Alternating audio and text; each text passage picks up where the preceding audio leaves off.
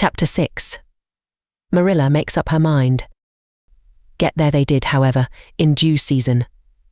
Mrs. Spencer lived in a big yellow house at White Sands Cove, and she came to the door with surprise and welcome mingled on her benevolent face.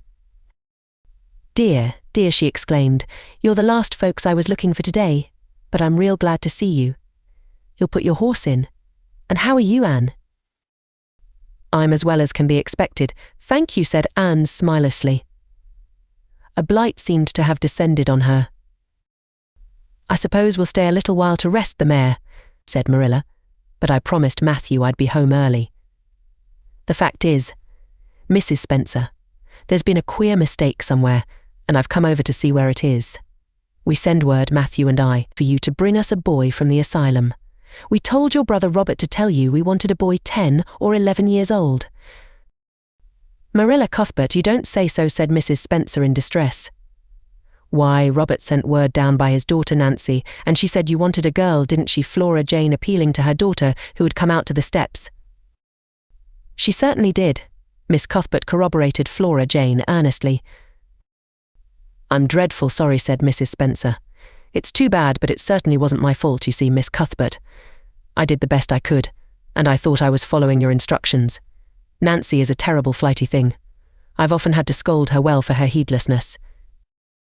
"It was our own fault," said Marilla resignedly.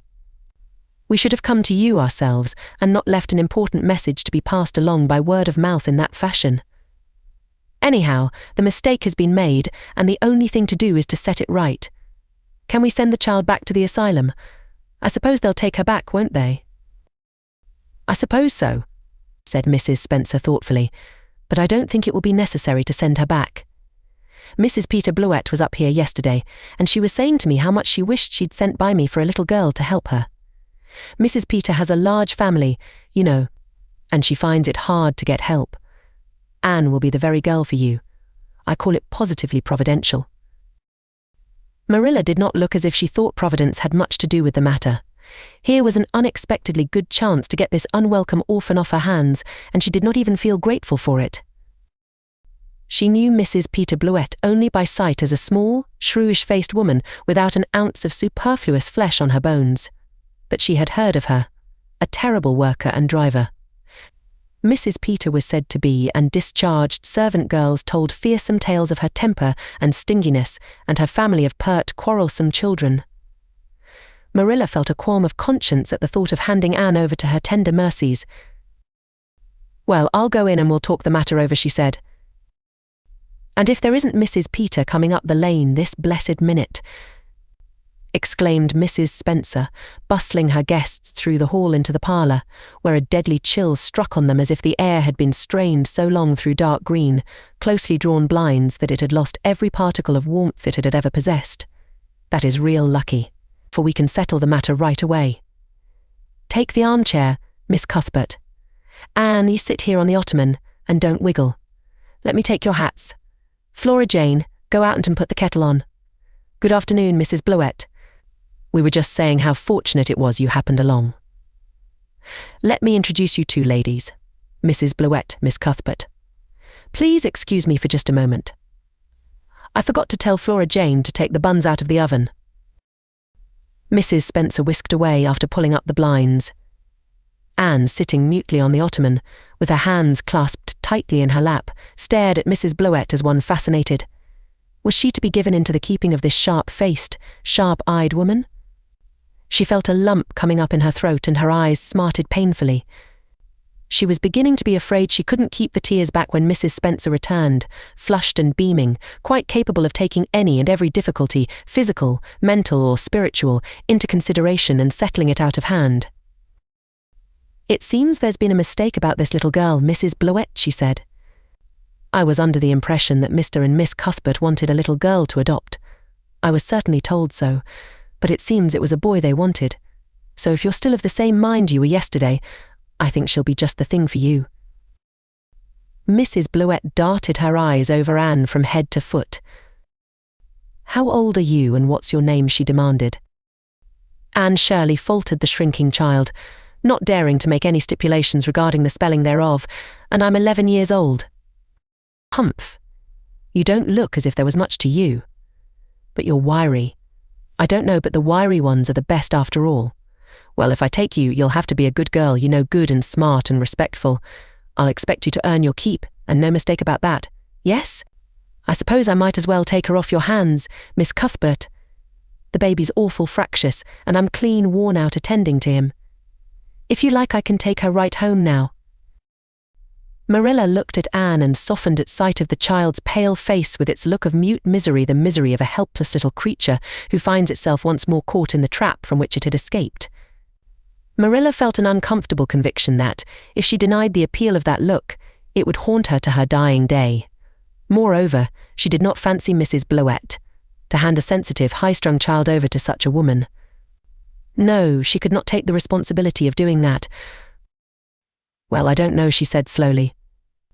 I didn't say that Matthew and I had absolutely decided that we wouldn't keep her. In fact, I may say that Matthew is disposed to keep her. I just came over to find out how the mistake had occurred. I think I'd better take her home again and talk it over with Matthew. I feel that I oughtn't to decide on anything without consulting him. If we make up our mind not to keep her, we'll bring or send her over to you tomorrow night. If we don't, you may know that she is going to stay with us. Will that suit you, Mrs. Blewett? I suppose it'll have to, said Mrs. Blewett ungraciously. During Marilla's speech, a sunrise had been dawning on Anne's face.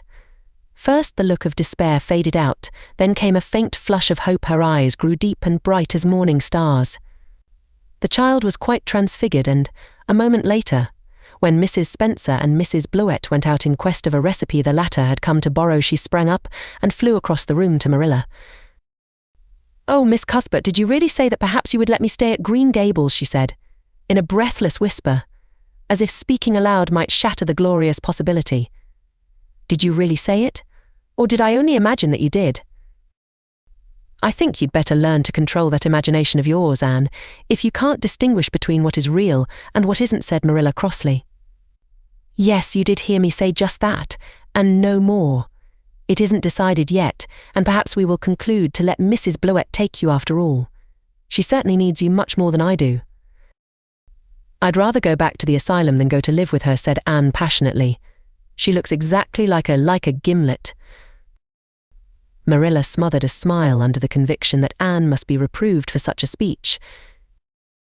A little girl like you should be ashamed of talking so about a lady and a stranger, she said severely. Go back and sit down quietly and hold your tongue and behave as a good girl should. I'll try to do and be anything you want me, if you'll only keep me, said Anne, returning meekly to her ottoman. When they arrived back at Green Gables that evening, Matthew met them in the lane. Marilla from afar had noted him prowling along it and guessed his motive. She was prepared for the relief she read in his face when he saw that she had at least brought Anne back with her. But she said nothing to him relative to the affair until they were both out in the yard behind the barn milking the cows. Then she briefly told him Anne's history and the result of the interview with Mrs. Spencer. I wouldn't give a dog I liked to that Blewett woman, said Matthew with unusual vim. I don't fancy her style myself, admitted Marilla, but it's that or keeping her ourselves, Matthew. And since you seem to want her, I suppose I'm willing or have to be. I've been thinking over the idea until I've got kind of used to it. It seems a sort of duty. I've never brought up a child, especially a girl. And I dare say I'll make a terrible mess of it, but I'll do my best. So far as I'm concerned, Matthew, she may stay. Matthew's shy face was a glow of delight. Well now, I reckoned you'd come to see it in that light, Marilla, he said. She's such an interesting little thing. It'd be more to the point if you could say she was a useful little thing, retorted Marilla, but I'll make it my business to see she's trained to be that. And mind, Matthew, you're not to go interfering with my methods. Perhaps an old maid doesn't know much about bringing up a child. But I guess she knows more than an old bachelor, so you just leave me to manage her. When I fail, it'll be time enough to put your oar in. There, Marilla, you can have your own way, said Matthew reassuringly. Only be as good and kind to her as you can without spoiling her. I kind of think she's one of the sort you can do anything with if you only get her to love you. Marilla sniffed to express her contempt for Matthew's opinions concerning anything feminine and walked off to the dairy with the pails. I won't tell her tonight that she can stay, she reflected, as she strained the milk into the creamers. She'd be so excited that she wouldn't sleep a wink. Marilla Cuthbert, you're fairly in for it. Did you ever suppose you'd see the day when you'd be adopting an orphan girl? It's surprising enough, but not so surprising as that Matthew should be at the bottom of it. Him that always seemed to have such a mortal dread of little girls. Anyhow, we've decided on the experiment and goodness only knows what will come of it. Chapter 7. Anne says her prayers. When Marilla took Anne up to bed that night, she said stiffly, "Now, Anne, I noticed last night that you threw your clothes all about the floor when you took them off. That is a very untidy habit. And I can't allow it at all. As soon as you take off any article of clothing, fold it neatly and place it on the chair. I haven't any use at all for little girls who aren't neat." "I was so harrowed up in my mind last night that I didn't think about my clothes at all," said Anne. "I'll fold them nicely tonight. They always made us do that at the asylum. Half the time, though, I'd forget. I'd be in such a hurry to get into bed nice and quiet and imagine things." "You'll have to remember a little better if you stay here," admonished Marilla. "There, that looks something like, 'Say your prayers now and get into bed.'"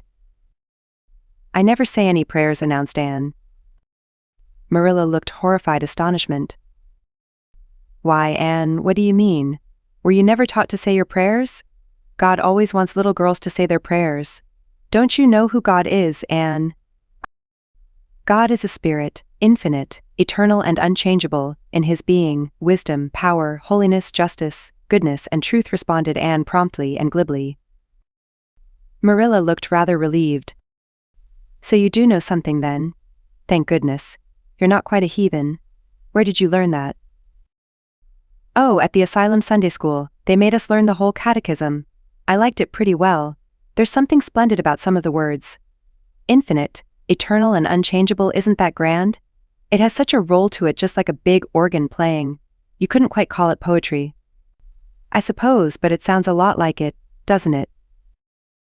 "We're not talking about poetry, Anne, we are talking about saying your prayers. Don't you know it's a terrible wicked thing not to say your prayers every night? I'm afraid you are a very bad little girl." "You'd find it easier to be bad than good if you had red hair," said Anne reproachfully. "People who haven't red hair don't know what trouble is. Mrs. Thomas told me that God made my hair red on purpose. And I've never cared about him since. And anyhow, I'd always be too tired at night to bother saying prayers. People who have to look after twins can't be expected to say their prayers. Now, do you honestly think they can?" Marilla decided that Anne's religious training must be begun at once. Plainly there was no time to be lost. "You must say your prayers while you are under my roof, Anne." "Why, of course, if you want me to," assented Anne cheerfully. "I'd do anything to oblige you, but you'll have to tell me what to say for this once. After I get into bed, I'll imagine out a real nice prayer to say always. I believe that it will be quite interesting, now that I come to think of it." "You must kneel down," said Marilla in embarrassment. Anne knelt at Marilla's knee and looked up gravely. "Why must people kneel down to pray?" "If I really wanted to pray, I'll tell you what I'd do. I'd go out into a great big field all alone, or into the deep, deep woods. And I'd look up into the sky, up into that lovely blue sky that looks as if there was no end to its blueness, and then I'd just feel a prayer. Well, I'm ready. What am I to say?" Marilla felt more embarrassed than ever. She had intended to teach Anne the childish classic, "Now I lay me down to sleep." But she had, as I have told you, the glimmerings of a sense of humor, which is simply another name for a sense of fitness of things, and it suddenly occurred to her that that simple little prayer, sacred to white-robed childhood lisping at motherly knees, was entirely unsuited to this freckled witch of a girl who knew and cared nothing about God's love, since she had never had it translated to her through the medium of human love. "You're old enough to pray for yourself, Anne," she said finally. "Just thank God for your blessings and ask him humbly for the things you want." "Well, I'll do my best," promised Anne, burying her face in Marilla's lap. "Gracious Heavenly Father, that's the way the ministers say it in church, so I suppose it's all right in private prayer, isn't it?" she interjected, lifting her head for a moment. "Gracious Heavenly Father, I thank thee for the white way of delight, and the lake of shining waters and Bonnie and the Snow Queen. The first, I'm really extremely grateful for them. And that's all the blessings I can think of just now to thank thee for. As for the things I want, they're so numerous that it would take a great deal of time to name them all, so I will only mention the two most important. Please let me stay at Green Gables, and please let me be good-looking when I grow up. I remain, yours respectfully, Anne Shirley. There, did I do all right? She asked eagerly, getting up. I could have made it much more flowery if I'd had a little more time to think it over. Poor Marilla was only preserved from complete collapse by remembering that it was not irreverence, but simply spiritual ignorance on the part of Anne that was responsible for this extraordinary petition. She tucked the child up in bed, mentally vowing that she should be taught a prayer the very next day, and was leaving the room with the light when Anne called her back. I've just thought of it now. I should have said, Amen in place of yours respectfully, shouldn't I? The way the ministers do. I'd forgotten it, but I felt a prayer should be finished off in some way, so I put in the other. Do you suppose it will make any difference? I don't suppose it will, said Marilla. Go to sleep now like a good child. Good night. I can only say good night tonight with a clear conscience, said Anne, cuddling luxuriously down among her pillows. Marilla retreated to the kitchen, set the candle firmly on the table, and glared at Matthew. Matthew Cuthbert, it's about time somebody adopted that child and taught her something. She's next door to a perfect heathen. Will you believe that she never said a prayer in her life till tonight? I'll send her to the manse tomorrow and borrow the Peep of the Day series. That's what I'll do. And she shall go to Sunday school just as soon as I can get some suitable clothes made for her. I foresee that I shall have my hands full. Well, we can't get through this world without our share of trouble. I've had a pretty easy life of it so far. But my time has come at last, and I suppose I'll just have to make the best of it. Chapter 8. Anne's bringing up has begun. For reasons best known to herself, Marilla did not tell Anne that she was to stay at Green Gables until the next afternoon. During the forenoon she kept the child busy with various tasks, and watched over her with a keen eye while she did them. By noon she had concluded that Anne was smart and obedient, willing to work and quick to learn. Her most serious shortcoming seemed to be a tendency to fall into daydreams in the middle of a task, and forget all about it until such time as she was sharply recalled to earth by a reprimand or a catastrophe. When Anne had finished washing the dinner dishes, she suddenly confronted Marilla with the air and expression of one desperately determined to learn the worst.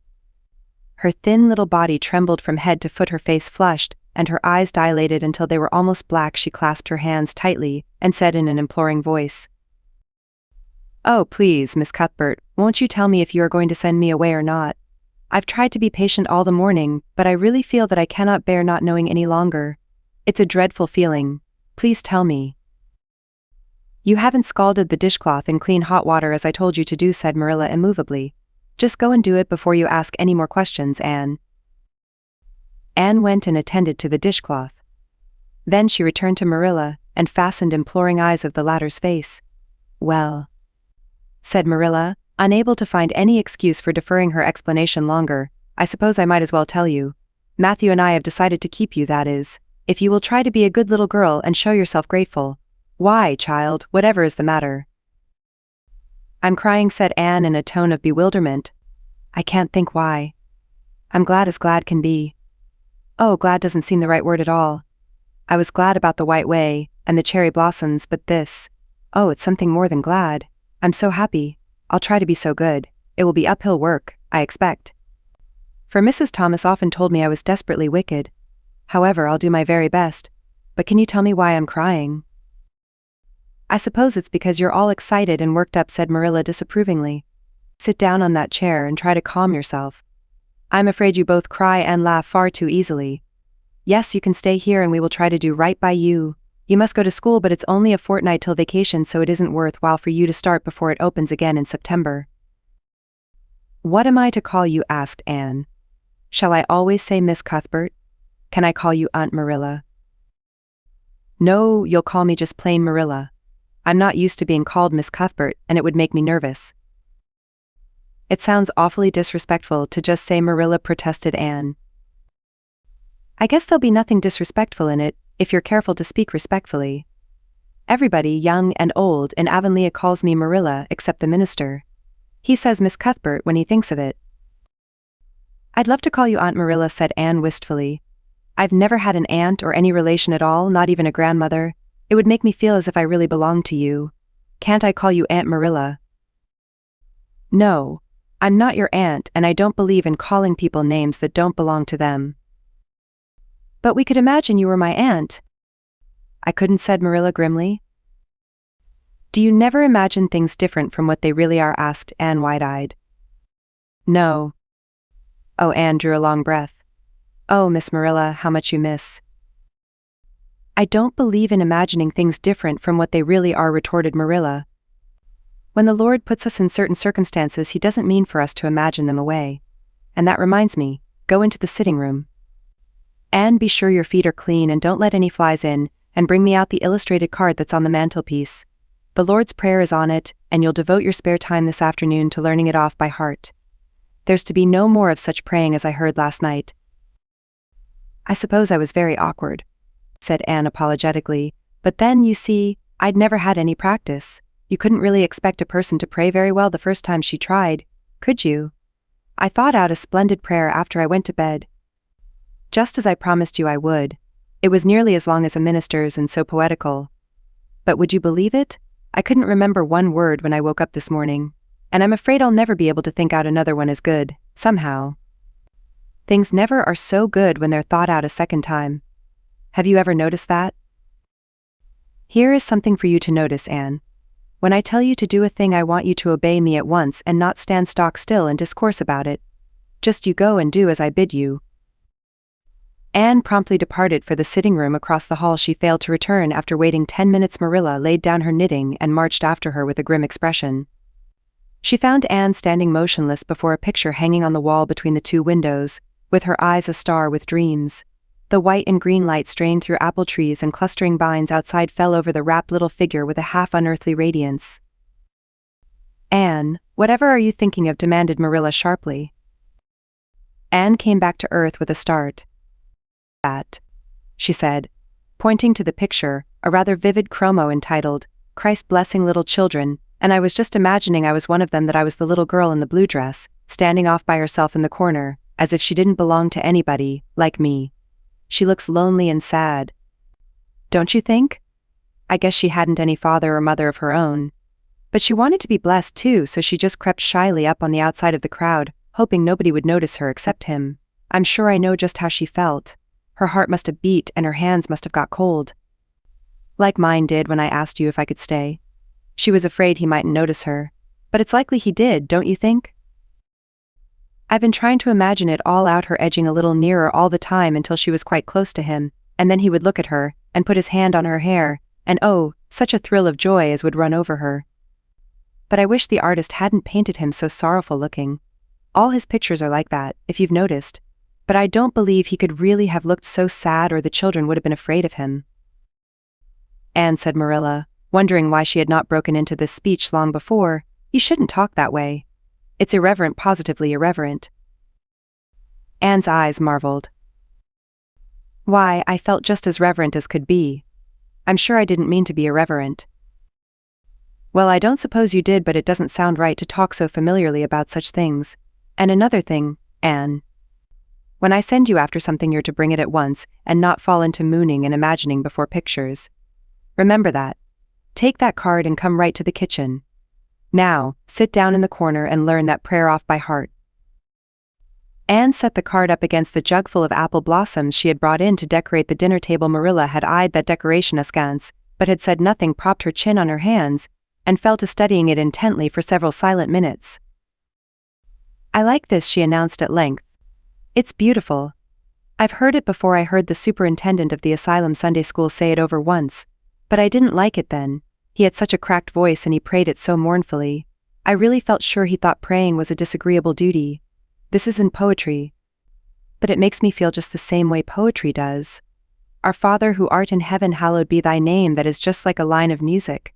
Oh, I'm so glad you thought of making me learn this, Miss Marilla. Well, learn it and hold your tongue, said Marilla shortly. Anne tipped the vase of apple blossoms near enough to bestow a soft kiss on a pink-cupped bud, and then studied diligently for some moments longer. Marilla, she demanded presently, Do you think that I shall ever have a bosom friend in Avonlea? What kind of friend?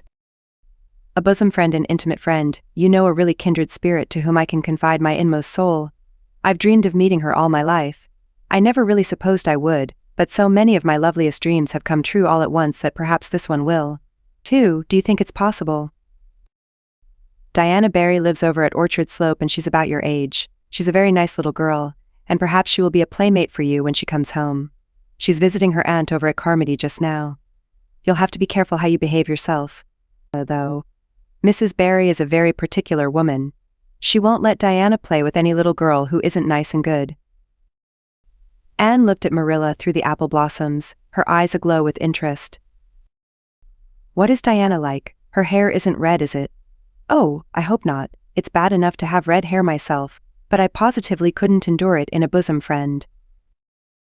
Diana is a very pretty little girl. She has black eyes and hair and rosy cheeks, and she is good and smart, which is better than being pretty. Marilla was as fond of morals as the Duchess in Wonderland, and was firmly convinced that one should be tacked on to every remark made to a child who was being brought up.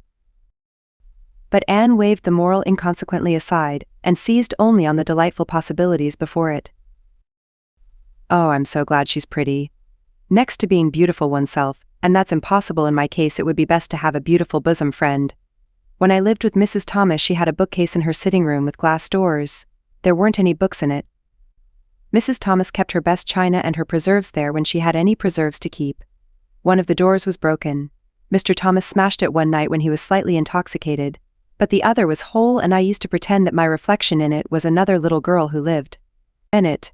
I called her Katie Maurice, and we were very intimate. I used to talk to her by the hour, especially on Sunday, and tell her everything. Katie was the comfort and consolation of my life.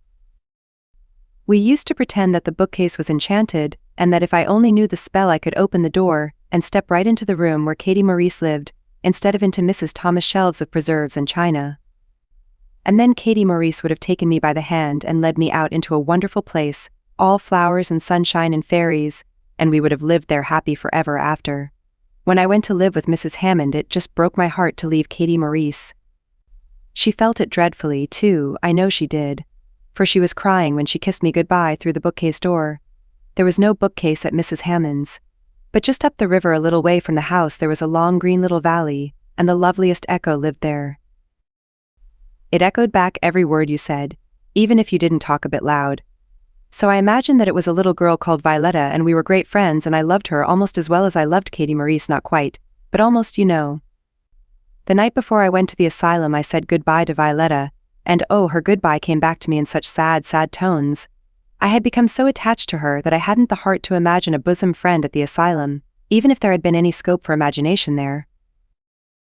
I think it's just as well there wasn't, said Marilla dryly. I don't approve of such goings-on. You seem to half believe your own imaginations. It will be well for you to have a real live friend to put such nonsense out of your head, but don't let Mrs. Barry hear you talking about your Katie Maurices and your Violettas, or she'll think you tell stories. Oh, I won't. I couldn't talk of them to everybody, their memories are too sacred for that, but I thought I'd like to have you know about them. Oh, look. Here's a big bee just tumbled out of an apple blossom. Just think what a lovely place to live in an apple blossom. Fancy going to sleep in it when the wind was rocking it. If I wasn't a human girl, I think I'd like to be a bee and live among the flowers. Yesterday you wanted to be a seagull, sniffed Marilla. I think you are very fickle-minded. I told you to learn that prayer and not talk, but it seems impossible for you to stop talking if you've got anybody that will listen to you. So go up to your room and learn it. Oh, I know it pretty nearly all now, all but just the last line. Well, never mind, do as I tell you. Go to your room and finish learning it well, and stay there until I call you down to help me get tea. Can I take the apple blossoms with me for company, pleaded Anne. No, you don't want your room cluttered up with flowers. You should have left them on the tree in the first place. I did feel a little that way, too, said Anne. I kind of felt I shouldn't shorten their lovely lives by picking them. I wouldn't want to be picked if I were an apple blossom. But the temptation was irresistible. What do you do when you meet with an irresistible temptation? Anne, did you hear me tell you to go to your room? Anne sighed, retreated to the east gable, and sat down in a chair by the window. There, I know this prayer. I learned that last sentence coming upstairs. Now I'm going to imagine things into this room so that they'll always stay imagined. The floor is covered with a white velvet carpet with pink roses all over it, and there are pink silk curtains at the windows. The walls are hung with gold and silver brocade tapestry. The furniture is mahogany. I never saw any mahogany, but it does sound so luxurious. This is a couch all heaped with gorgeous silken cushions, pink and blue and crimson and gold. And I am reclining gracefully on it. I can see my reflection in that splendid big mirror hanging on the wall. I am tall and regal, clad in a gown of trailing white lace, with a pearl cross on my breast and pearls in my hair. My hair is of midnight darkness and my skin is a clear ivory pallor. My name is the Lady Cordelia Fitzgerald. No, it isn't, I can't make that seem real. She danced up to the little looking glass and peered into it. Her pointed freckled face and solemn gray eyes peered back at her. You're only Anne of Green Gables, she said earnestly, and I see you, just as you are looking now whenever I try to imagine I'm the Lady Cordelia. But it's a million times nicer to be Anne of Green Gables than Anne of Nowhere in particular, isn't it? She bent forward, kissed her reflection affectionately, and betook herself to the open window. Dear Snow Queen, good afternoon. And good afternoon, dear birches down in the hollow. And good afternoon, dear grey house up on the hill. I wonder if Diana is to be my bosom friend. I hope she will. And I shall love her very much. But I must never quite forget Katie, Maurice and Violetta. They would feel so hurt if I did, and I'd hate to hurt anybody's feelings, even a little bookcase girls or a little echo girls. I must be careful to remember them, and send them a kiss every day. Anne blew a couple of airy kisses from her fingertips past the cherry blossoms and then, with her chin in her hands, drifted luxuriously out on a sea of daydreams. Chapter 9. Mrs. Rachel Lynde is properly horrified. Anne had been a fortnight at Green Gables before Mrs. Lynde arrived to inspect her. Mrs. Rachel, to do her justice, was not to blame for this. A severe and unseasonable attack of grippe had confined that good lady to her house ever since the occasion of her last visit to Green Gables.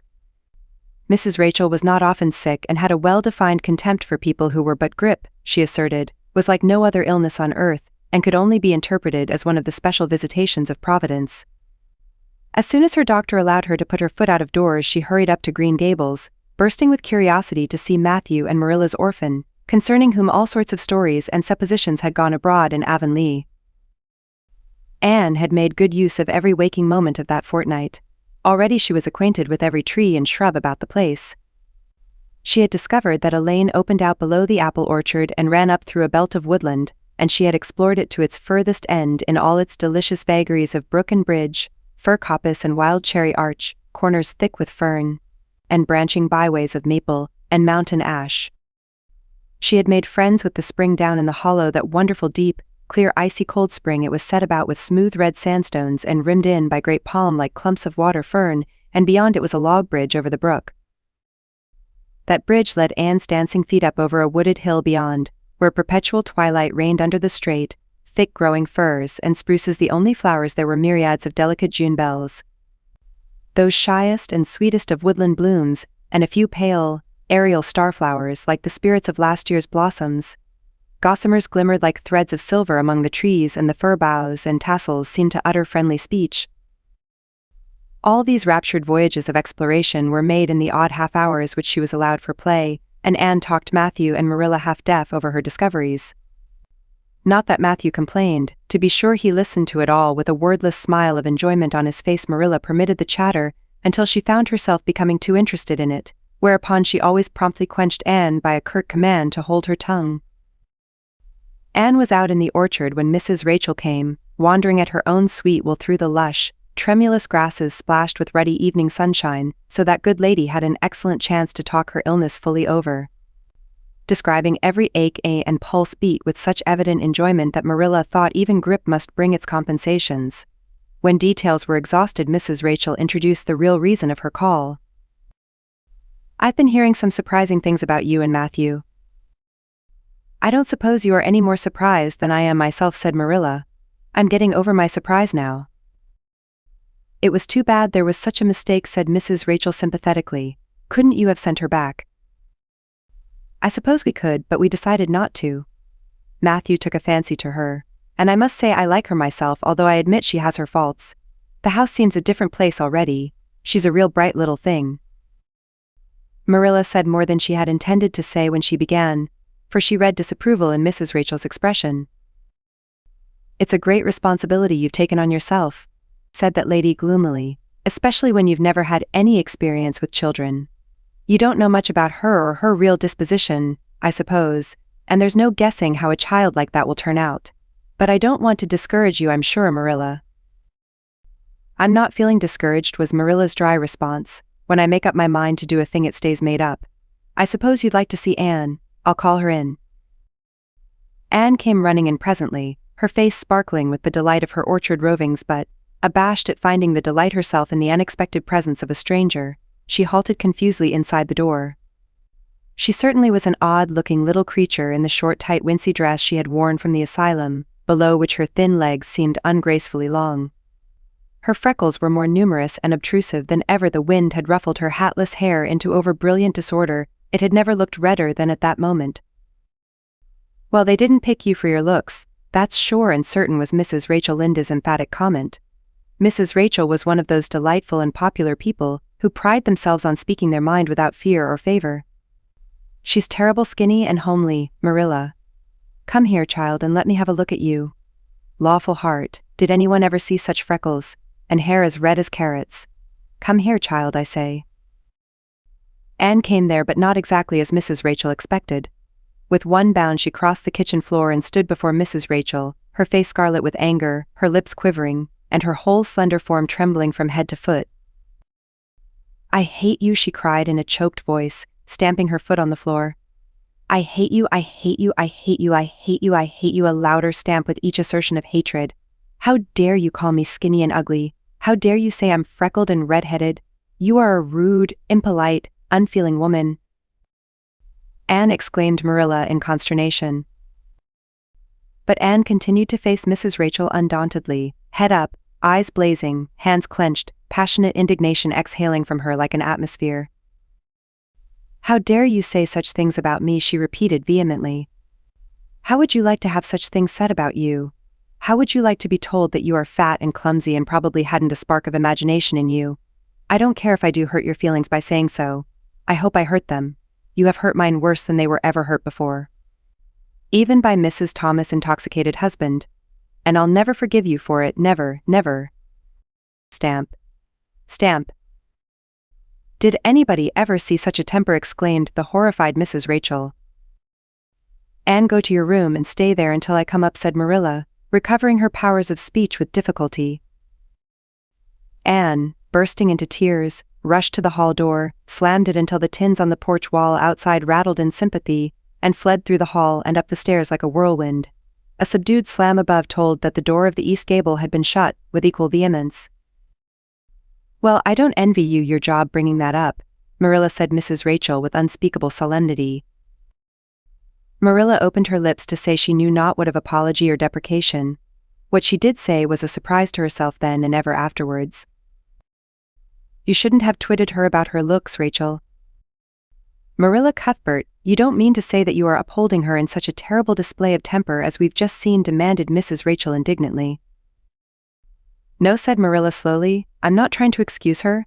She's been very naughty, and I'll have to give her a talking to about it, but we must make allowances for her. She's never been taught what is right. And you were too hard on her, Rachel." Marilla could not help tacking on that last sentence, although she was again surprised at herself for doing it. Mrs. Rachel got up with an air of offended dignity.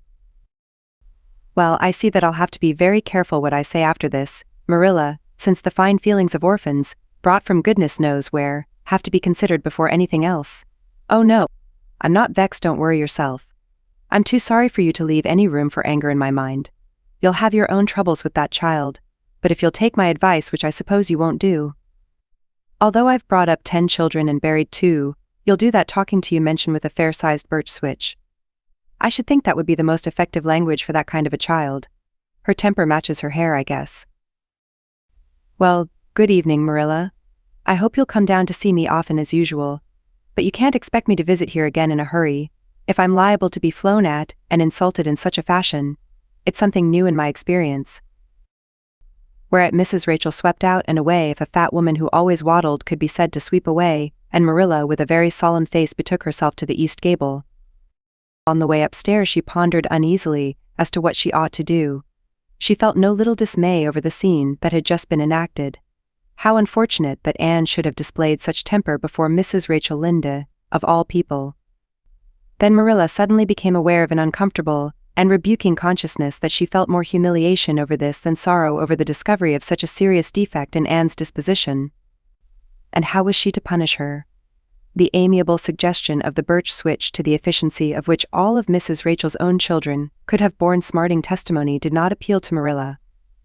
She did not believe she could whip a child. No, some other method of punishment must be found to bring Anne to a proper realization of the enormity of her offense.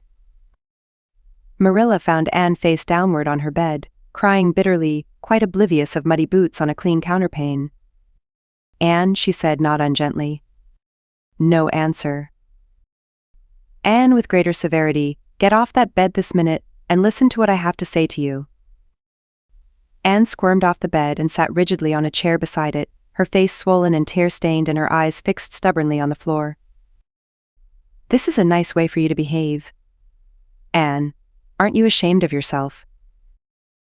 "She hadn't any right to call me ugly and red-headed," retorted Anne, evasive and defiant. "You hadn't any right to fly into such a fury and talk the way you did to her, Anne. I was ashamed of you, thoroughly ashamed of you. I wanted you to behave nicely to Mrs. Lynde. And instead of that you have disgraced me. I'm sure I don't know why you should lose your temper like that, just because Mrs. Lynde said you were red-haired and homely. You say it yourself often enough." "Oh, but there's such a difference between saying a thing yourself and hearing other people say it," wailed Anne. "You may know a thing is so, but you can't help hoping other people don't quite think it is. I suppose you think I have an awful temper, but I couldn't help it. When she said those things, something just rose right up in me and choked me. I had to fly out at her." "Well, you made a fine exhibition of yourself, I must say. Mrs. Lynde will have a nice story to tell about you everywhere, and she'll tell it too. It was a dreadful thing for you to lose your temper like that, Anne.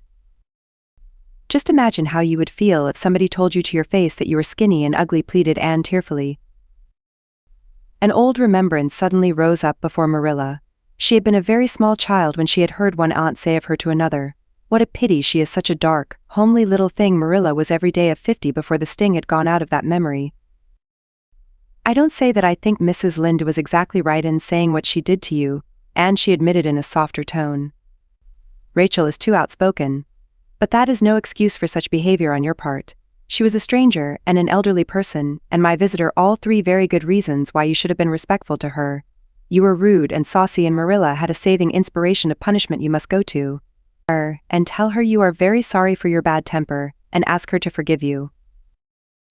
"I can never do that," said Anne determinedly and darkly. "You can punish me in any way you like, Marilla.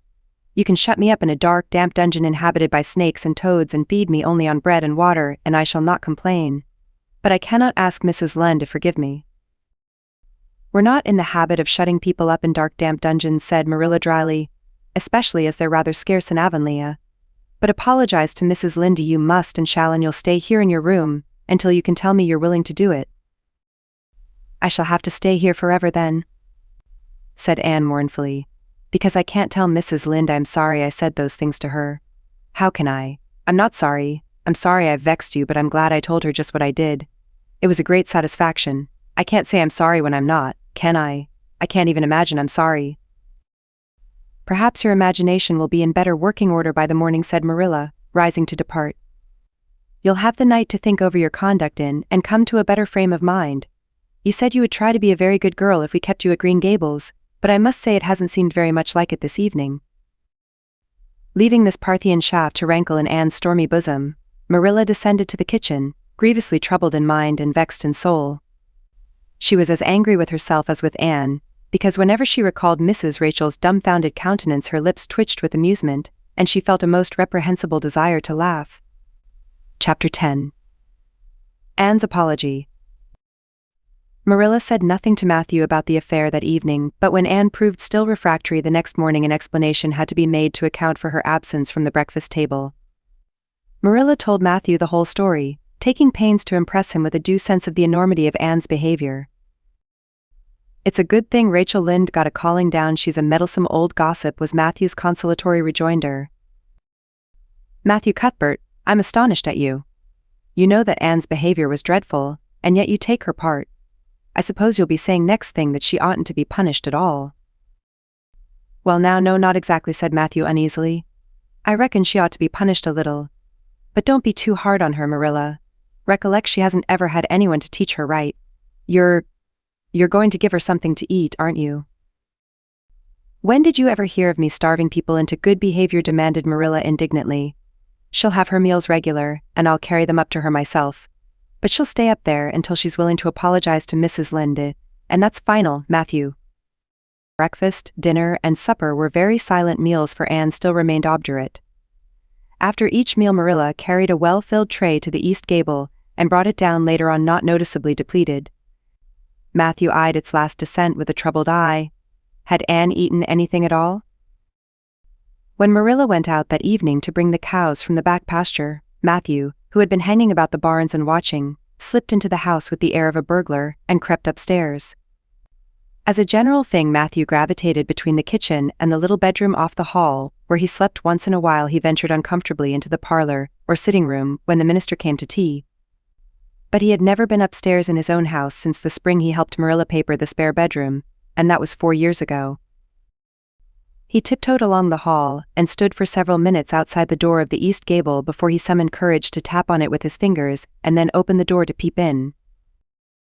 Anne was sitting on the yellow chair by the window, gazing mournfully out into the garden. Very small and unhappy she looked, and Matthew's heart smote him. He softly closed the door and tiptoed over to her. "Anne," he whispered, as if afraid of being overheard, "how are you making it, Anne?" Anne smiled wanly. "Pretty well. I imagine a good deal, and that helps to pass the time. Of course it's rather lonesome. But then, I may as well get used to that." Anne smiled again, bravely facing the long years of solitary imprisonment before her. Matthew recollected that he must say what he had come to say without loss of time, lest Marilla return prematurely. "Well now, Anne, don't you think you'd better do it and have it over with?" he whispered. "It'll have to be done sooner or later, you know, for Marilla's a dreadful woman, dreadful determined, Anne. Do it right off, I say, and have it over." "Do you mean apologize to Mrs. Lynde?" "Yes, apologize, that's the very word," said Matthew eagerly. "Just smooth it over, so to speak. That's what I was trying to get at." "I suppose I could do it to oblige you," said Anne thoughtfully. "It would be true enough to say I am sorry, because I am sorry now. I wasn't a bit sorry last night. I was mad clear through. And I stayed mad all night. I know I did, because I woke up 3 times and I was just furious every time. But this morning it was over. I wasn't in a temper anymore, and it left a dreadful sort of goneness, too. I felt so ashamed of myself, but I just couldn't think of going and telling Mrs. Lynde so. It would be so humiliating. I made up my mind I'd stay shut up here forever rather than do that. But still, I'd do anything for you if you really want me to." "Well now, of course I do. It's terrible lonesome downstairs without you. Just go and smooth things over, that's a good girl." "Very well," said Anne resignedly. "I'll tell Marilla as soon as she comes in I've repented." That's right, Anne. But don't tell Marilla I said anything about it. She might think I was putting my oar in, and I promised not to do that." "Wild horses won't drag the secret from me," promised Anne solemnly. "How would wild horses drag a secret from a person anyhow?" But Matthew was gone, scared at his own success. He fled hastily to the remotest corner of the horse pasture lest Marilla should suspect what he had been up to. Marilla herself, upon her return to the house, was agreeably surprised to hear a plaintive voice calling Marilla over the banisters. "Well," she said, going into the hall. "I'm sorry I lost my temper and said rude things, and I'm willing to go and tell Mrs. Lynde so." Very well. Marilla's Christmas gave no sign of her relief. She had been wondering what under the canopy she should do if Anne did not give in. "I'll take you down after milking." Accordingly, after milking, behold Marilla and Anne walking down the lane, the former erect and triumphant, the latter drooping and dejected. But halfway down Anne's dejection vanished as if by enchantment. She lifted her head and stepped lightly along, her eyes fixed on the sunset sky, and an air of subdued exhilaration about her. Marilla beheld the change disapprovingly. This was no meek penitence such as it behooved her to take into the presence of the offended Mrs. Linde. "What are you thinking of, Anne?" she asked sharply. "I'm imagining out what I must say to Mrs. Linde," answered Anne dreamily. This was satisfactory, or should have been so. But Marilla could not rid herself of the notion that something in her scheme of punishment was going askew. Anne had no business to look so rapt and radiant. Rapt and radiant Anne continued until they were in the very presence of Mrs. Linde, who was sitting knitting by her kitchen window. Then the radiance vanished. Mournful penitence appeared on every feature. Before a word was spoken, Anne suddenly went down on her knees before the astonished Mrs. Rachel, and held out her hands beseechingly. "Oh, Mrs. Linde, I am so extremely sorry," she said with a quiver in her voice. "I could never express all my sorrow, no, not if I used up a whole dictionary. You must just imagine it. I behaved terribly to you, and I've disgraced the dear friends Matthew and Marilla, who have let me stay at Green Gables although I'm not a boy. I'm a dreadfully wicked, ungrateful girl. And I deserve to be punished and cast out by respectable people forever. It was very wicked of me to fly into a temper, because you told me the truth. It was the truth, every word you said was true. My hair is red and I'm freckled and skinny and ugly. What I said to you is true too. But I shouldn't have said it. Oh, Mrs. Linde, please, please forgive me.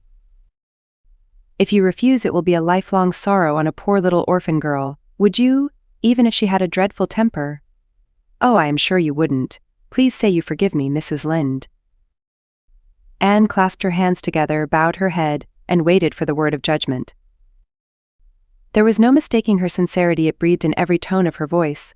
Both Marilla and Mrs. Linde recognized its unmistakable ring, but the former understood in dismay that Anne was actually enjoying her valley of humiliation, was reveling in the thoroughness of her abasement. Where was the wholesome punishment upon which she, Marilla, had plumed herself? Anne had turned it into a species of positive pleasure. Good Mrs. Linde, not being overburdened with perception, did not see this.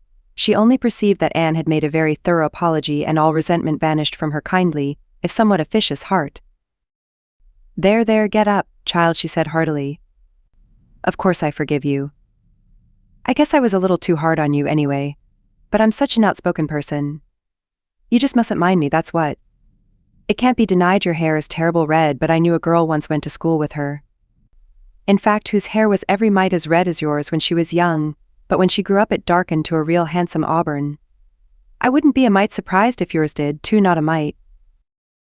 "Oh, Mrs. Linde," Anne drew a long breath as she rose to her feet. "You have given me a hope. I shall always feel that you are a benefactor. Oh, I could endure anything if I only thought my hair would be a handsome auburn when I grew up. It would be so much easier to be good if one's hair was a handsome auburn. Don't you think? And now may I go out into your garden and sit on that bench under the apple trees while you and Marilla are talking? There is so much more scope for imagination out there." "Laws, yes, run along, child, and you can pick a bouquet of them white June lilies over in the corner if you like." As the door closed behind Anne, Mrs. Linde got briskly up to light a lamp. "She's a real odd little thing. Take this chair, Marilla, it's easier than the one you've got. I just keep that for the hired boy to sit on. Yes, she certainly is an odd child. But there is something kind of taking about her after all. I don't feel so surprised at you and Matthew keeping her as I did, nor so sorry for you either. She may turn out all right. Of course she has a queer way of expressing herself a little too well, too kind of forcible, you know. But she'll likely get over that now that she's come to live among civilized folks. And then, her temper's pretty quick, I guess, but there's one comfort. A child that has a quick temper, just blaze up and cool down, ain't never likely to be sly or deceitful. Preserve me from a sly child. That's what. On the whole, Marilla, I kind of like her." When Marilla went home, Anne came out of the fragrant twilight of the orchard, with a sheaf of white narcissi in her hands. "I apologized pretty well, didn't I?" she said proudly as they went down the lane. "I thought since I had to do it I might as well do it thoroughly." "You did it thoroughly, all right enough," was Marilla's comment. Marilla was dismayed at finding herself inclined to laugh over the recollection. She had also an uneasy feeling that she ought to scold Anne for apologizing so well, but then, that was ridiculous. She compromised with her conscience by saying severely, "I hope you won't have occasion to make many more such apologies. I hope you'll try to control your temper now, Anne." "That wouldn't be so hard if people wouldn't twit me about my looks," said Anne with a sigh. I don't get cross about other things, but I'm so tired of being twitted about my hair and it just makes me boil right over. Do you suppose my hair will really be a handsome auburn when I grow up? You shouldn't think so much about your looks, Anne. I'm afraid you are a very vain little girl. How can I be vain when I know I'm homely, protested Anne. I love pretty things and I hate to look in the glass and see something that isn't pretty. It makes me feel so sorrowful, just as I feel when I look at any ugly thing. I pity it because it isn't beautiful. Handsome is as handsome does, quoted Marilla.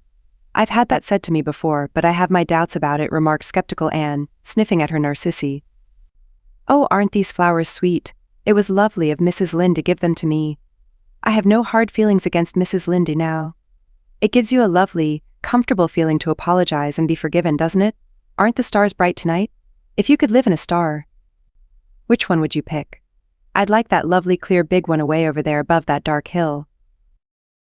Anne, do hold your tongue, said Marilla, thoroughly worn out trying to follow the gyrations of Anne's thoughts.